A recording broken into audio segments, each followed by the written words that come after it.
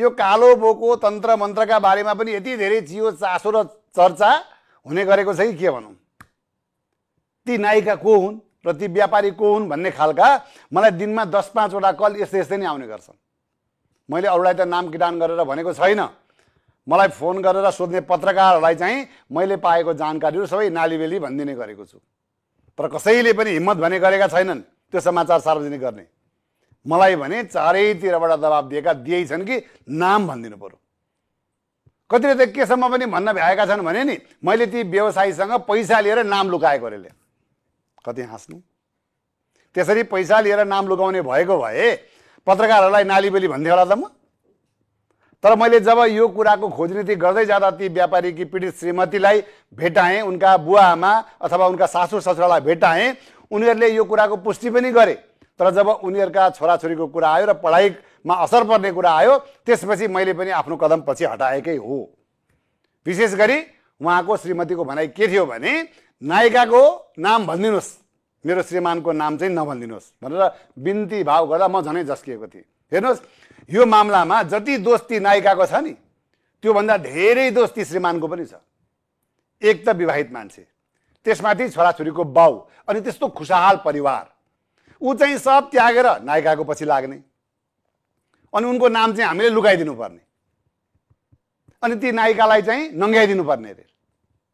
अनि अर्को कुरा, उहाँहरू मिडियामा नदेखिने, नबोल्ने, अनि उहाँहरूले त्यतिकै गफ गर्ने शैलीमा हामीलाई भनेको कुराहरूलाई चाहिँ आधार मान्दै हामीले मिडियामा बोलिदिनु पर्ने रे। त्यो पनि श्रीमानको नाम लुकाइदिएर नायिकाको नाम मात्रै भनिदिनु पर्ने। अब जो पीडित छ ऊ नबोल्ने, जसलाई कुनै मतलबै छैन उसले चाहिँ बोलिदिनु पर्ने। यदि उहाँहरूले भनेको कुराको आधारमा मैले नाम किटान गरेर भन्न मिल्ने भए मैले यी यावत कुराहरू त कतिपय मिडियाहरूलाई सेयर गरिसकेको छु। अघि नै भनिसकेँ नि मैले, होइन? कतिपय कलाकर्मीहरूलाई समेत सेयर गरेको छु मैले यी यावत कुरा। तर उनीहरू पनि यो कुरा सार्वजनिक गर्न सकिरहेका छैनन्। यसको मतलब के हो भने मिडियाले आफूसँग दरिलो प्रमाण हात नपारेसम्म समाचार सम्प्रेषण गर्न मिल्दैन। जसरी यी कुराहरू 100% सत्य हो भन्दै हामीलाई कुराहरू सेयर गरेका छन्, उनीहरू चाहिँ सार्वजनिक हुन नचाहने, कुल घरानाको बदनाम हुने डरले। मैले यतिसम्म भने कि तपाईँहरूको फोटो हामी देखाउँदैनौँ, ब्लर गर्छौँ, आवाज मात्रै सुनाउँछौँ भन्दा पनि उहाँहरू मान्नु भएन। अब जुन दिन उहाँहरू सार्वजनिक भएर यो कुराहरू राख्नुहुन्छ त्यो दिन त मैले भन्नै पर्दैन, नाम किटान गर्नै पर्दैन, जगजार भइ नै हाल्छ नि त। र अहिले जतिले यो विषयलाई खेतीपाती बनाएका छन् नि, नाम भनिदिनु पर्यो, नाम भनिदिनु पर्यो, सबै हिरोइनलाई यसरी मुस्न मिल्दैन भनेर, यी सबैलाई थाहा छ कि ती नायिका को हुन् भनेर, अनि ती व्यापारी को हुन् भनेर। उनीहरू चाहिँ नभन्ने, खेतीपाती चलाएर बस्ने, मलाई चाहिँ नाम सार्वजनिक गर्न अमेरिकादेखि दबाब पाउने गरेको छ।